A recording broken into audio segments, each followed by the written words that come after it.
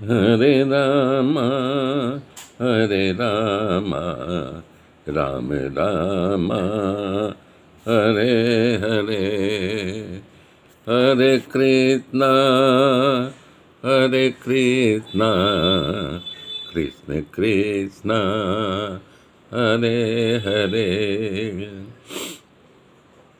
कपिल भगवान माता को बताते हुए कह रहे हैं कि माँ, जैसे चकमक पत्थर को घिसने से आग पैदा होती है, पहले वो तो पत्थर को ही जलाएगा ना, फिर दूसरे पदार्थों को जलाएगा।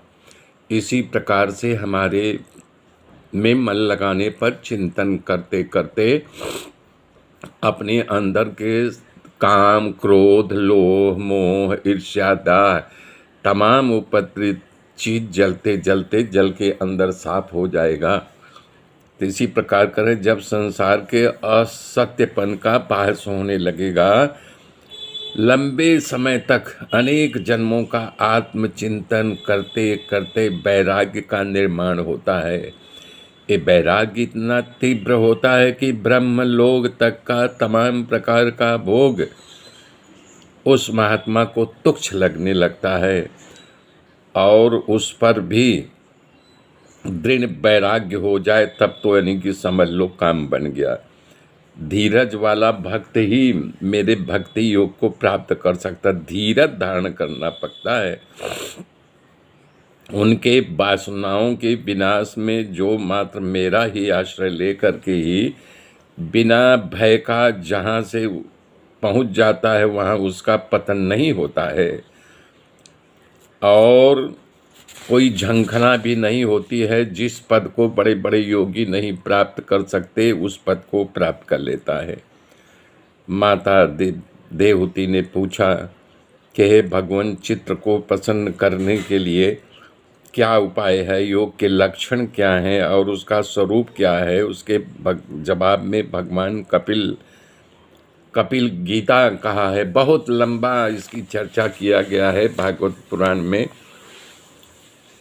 सुख और दुख का ये उपद्रव है। मान लीजिए कि चित्त और मन का अलग अलग गतियों का वर्णन किया गया है। उदाहरण बताते हुए कह रहे हैं कि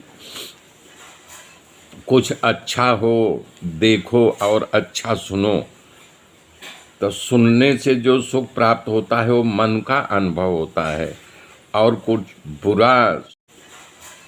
कुछ अच्छा हो देखो और अच्छा सुनो, तो सुनने से जो सुख प्राप्त होता है वो मन का अनुभव होता है।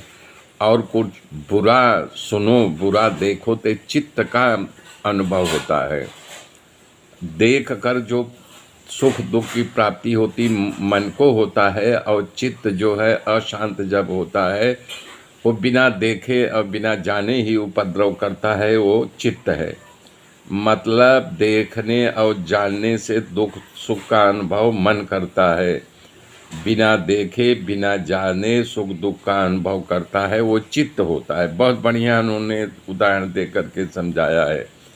कभी कभी मानो उड़ते ही मुंह लटकाए उड़ता है, पूछो भैया तेरा क्या हो गया, तो कहता है पता नहीं क्या हो गया है, ऐसा लगता है मेरा सर्वस्व चला गया, उसको पता ही नहीं है।